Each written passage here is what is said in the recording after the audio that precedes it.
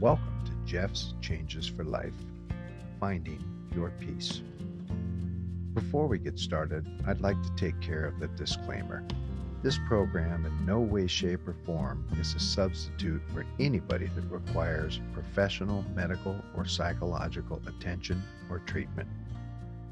Today, we're going to talk about finding your peace. And is that even possible? Well, I believe it is, but you'll have to take some steps to achieve that. So, finding peace on the surface seems like an insurmountable task, especially in a world that feels louder and more chaotic every day. Finding peace isn't just a luxury, it's a necessity. But peace isn't something we stumble upon by accident. It's something we create, something we choose, something we cultivate within ourselves. True peace isn't about escaping life's challenges. It's about learning to stand in the middle of them with a steady heart and a clear mind. Today, we're going to explore what it really means to find peace, how to let go of things that weigh you down, quiet the noise inside, and step into a life of balance, clarity, and calm. Because peace isn't out there somewhere, it starts right here with you. As always, with Jeff's Changes for Life, I'm going to give it to you black and white. Today, I'm going to provide you with three power statements that are going to immediately bring new peace to your life. Number one, I see things differently. I see things differently. When you say that, you conjure zero debate, zero response, zero correction needed. You are simply stating that I see things differently. This is how I see things. That is not an arguable statement. You're not asking for a response. Therefore, you have brought an immediate peace to your conversation. Power statement number two. What you're saying is important to me, but not like this. What you're saying is important to me, but not like this. How might this bring peace to your life? When you have that person that's the steamroller, the person that constantly interrupts what you're saying, trying to drive their point home, the person that always uses the diversion tactic. Doesn't matter what you're talking about, they go off on some bender of an argument, hooting and hollering and screaming and yelling. It has everything to do with nothing. What you're saying is important to me, but not like this. Follow it up with when we can talk so that both of us are listening and not attempting to talk over each other, we can resume this conversation. And finally, not so much a power statement, but a power word. And that word is no. So many times, people that can't find peace have an inability to say no. Peace is more than just absence of stress and chaos. We have to understand that peace is a choice, it's not a circumstance. I do think for a lot of people, there's a misconception that peace means avoiding problems. Absolutely not the case. As we take this journey, that it's not where you think we're going to go. The first question that you would have to ask yourself is, are you at peace with you? Because truly, that is where the clarity begins. If you're not feeling that desired peace, it's because there's all kinds of noise swirling around you. And in a lot of cases, that noise is not generated from you. On my journey to peace, the first thing that I had to do was to separate myself from everything. And I do want to provide clarity to that.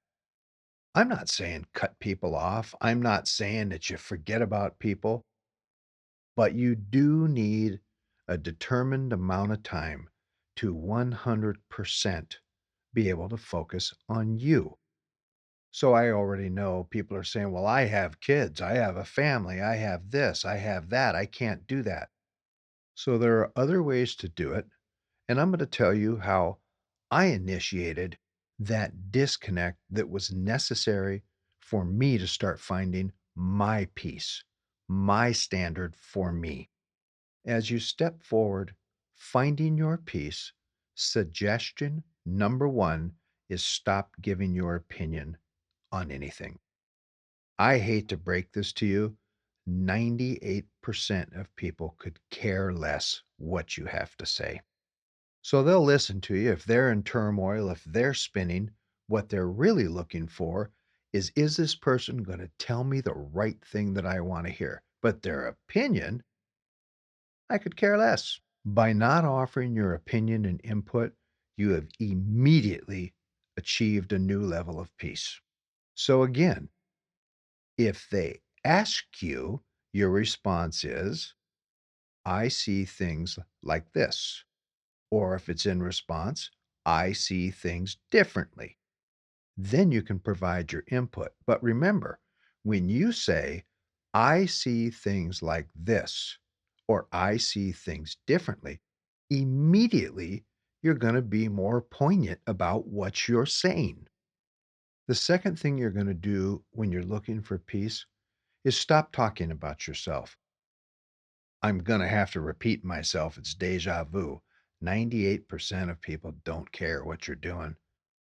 It may be a futile attempt to let you know that they're kind of interested, but in the long run, they really don't care what you're doing.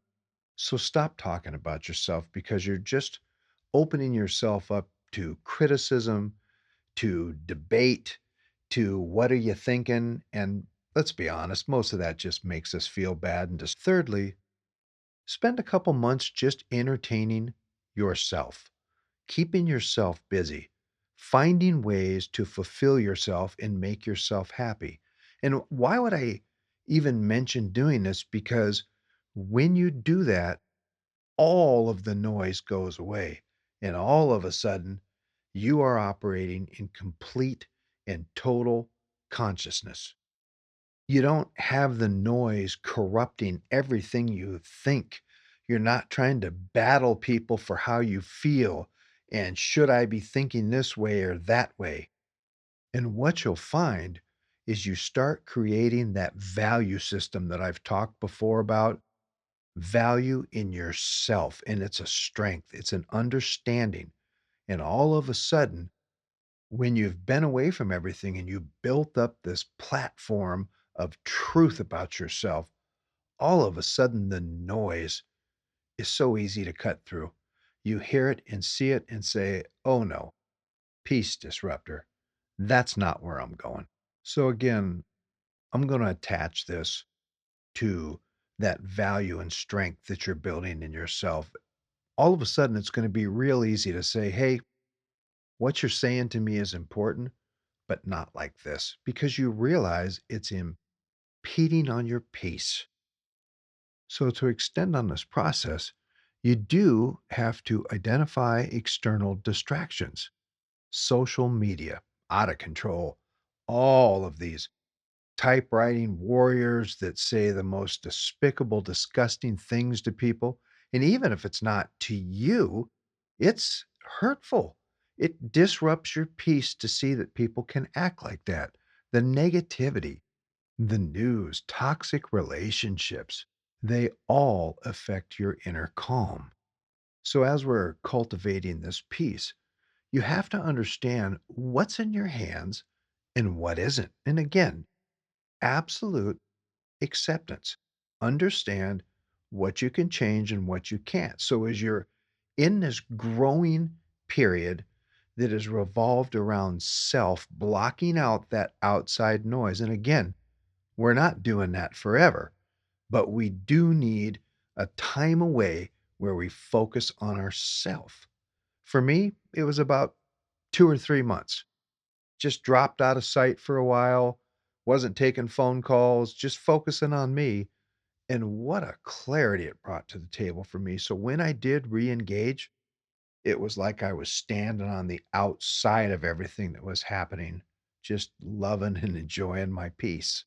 So as you step forward in acceptance, it helps you to learn to release grudges and anger and regret that keep you stuck.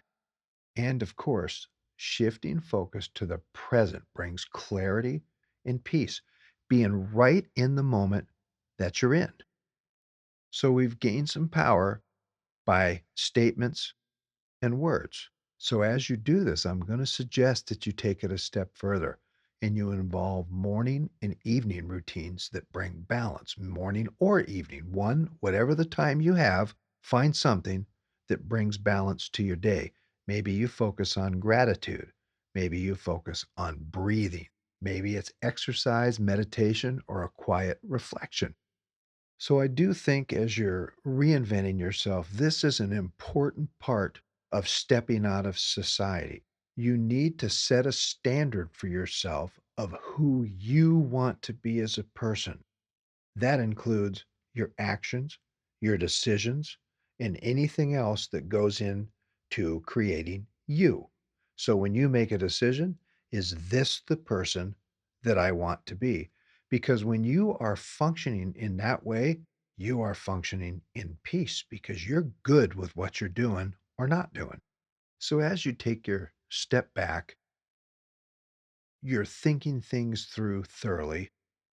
One of the areas that I believe is an absolute is setting emotional boundaries for toxic people.